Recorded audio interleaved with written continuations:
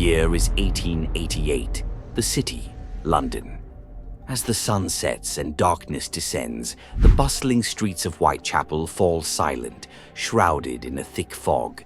But beneath the gas lamps and cobbled alleys, an ominous presence lurks. An unseen figure who would soon become known as one of history's most notorious killers, Jack the Ripper. Jack the Ripper's reign of terror spanned just a few short months, but the fear he instilled in the hearts of Londoners would last for over a century. The killer's savage acts have left historians, detectives, and crime enthusiasts obsessing over the mystery for generations. But what made Jack the Ripper so terrifying? What drove him to such heinous acts? And why was he never caught? To answer these questions, we must journey back to the grim streets of Victorian London. London in the late 19th century was a city of stark contrasts. On one side, opulence and grandeur flourished among the wealthy. But on the other, in districts like Whitechapel, poverty, crime, and disease were rampant.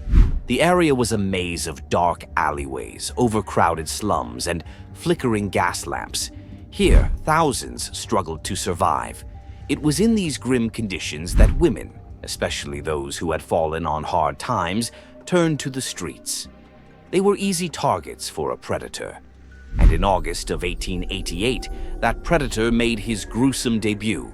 The first known victim was Mary Ann Nichols, found on the morning of August 31st, her throat slashed and her abdomen savagely mutilated. Just days later, another woman, Annie Chapman, was discovered, her body even more gruesomely disfigured. The killer's brutality was escalating. But why? Experts believe Jack the Ripper's meticulous yet frenzied attacks showed signs of a deep psychological disturbance. His choice of victims, vulnerable women, suggested a twisted vendetta. Some theorists argue he may have been seeking revenge against women due to a past trauma, while others believe he was driven by an insatiable bloodlust. But the horror didn't stop there. On September 30th, Jack struck again, not once but twice in a single night, in what became known as the double event. Elizabeth Stride was found first, but her injuries were less severe. It seemed the Ripper had been interrupted. However, less than an hour later, he found his next victim, Catherine Eddowes, and unleashed his full fury. The scene was so brutal that it left even seasoned detectives shocked. Each murder revealed a more violent pattern, but also a methodical precision. The mutilation suggested a knowledge of human anatomy, leading investigators to suspect that the killer was someone with medical training. Was Jack the Ripper a surgeon? Or perhaps a butcher? The police were desperate for answers. The London Metropolitan Police faced immense pressure to capture the elusive killer. They interviewed hundreds of suspects, combed the alleys of Whitechapel, and patrolled the streets day and night. Yet, the Ripper seemed to vanish into thin air after each murder. During this time, the media played a significant role in fueling public hysteria. Newspapers like the Pall Mall Gazette and the Illustrated Police News printed lurid details of the crimes, often accompanied by sensational illustrations. It was in the press that the name Jack the Ripper first appeared, thanks to a series of letters supposedly sent by the killer himself. One letter, titled "From Hell," is the most infamous. It was sent to George Lusk, head of a local vigilance committee, and included a grisly package containing half a human kidney. The writer claimed to have eaten the other half. But was this truly from the Ripper, or just a cruel hoax? To this day, the authenticity of these letters remains a mystery, and with it, the identity of their sender. Over the years, countless theories have emerged about the identity of Jack the Ripper. One of the most popular theories is that he was Montague John Druitt, a barrister who reportedly committed suicide shortly after the final murder. Others suspect Aaron Kosminski, a Polish barber with a known history of mental illness. Yet another theory points to Sir William Gull, a royal physician, suggesting that the Ripper's murders were part of a conspiracy to protect the secrets of the British aristocracy. This theory was popularized in books and films, but it remains highly controversial.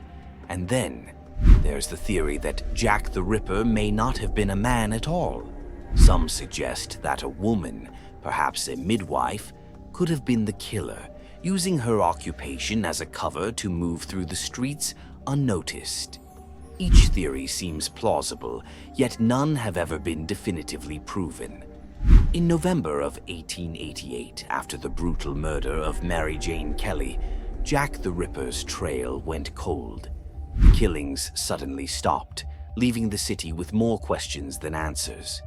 But the fear he inspired continued to linger. Even after more than a century, the mystery remains unsolved.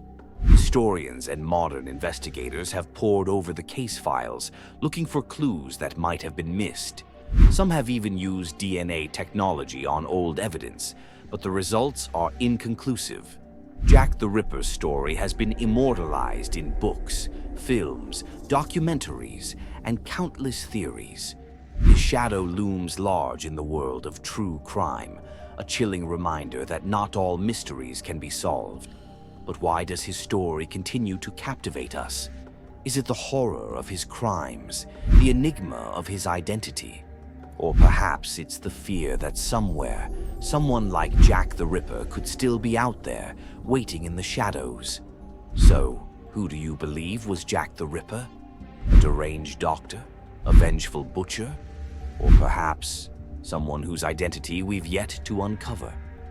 The case of Jack the Ripper remains one of history's most enduring mysteries, a puzzle that may never be fully solved.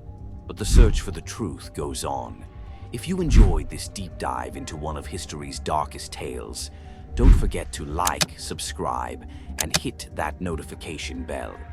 Join us next time as we explore more unsolved mysteries and chilling legends.